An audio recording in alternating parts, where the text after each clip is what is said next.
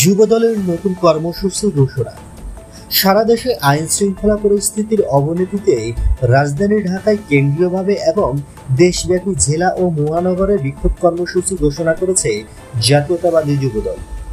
রোববার এক বিজ্ঞপ্তিতে এ তথ্য জানানো হয়েছে।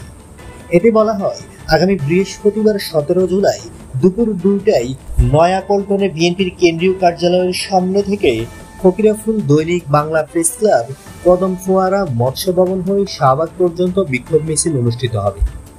রাজধানী ঢাকার কর্মসূচিতে কেন্দ্রীয় এবং ঢাকা মহানগর দক্ষিণ ও উত্তর যুবদলে অংশ নেবে।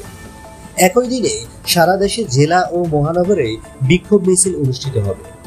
যুবদলের সভাপতি আব্দুল মোনায়েম মুন্না ও সাধারণ সম্পাদক মোহাম্মদ নুরুল ইসলাম নয়ন এই সিদ্ধান্ত কার্যকর করেছেন এবং সংশ্লিষ্ট ইউনিটের নেতাদের কর্মীসহ ঘোষিত কর্মসূচি সফল করার নির্দেশ দিয়েছেন।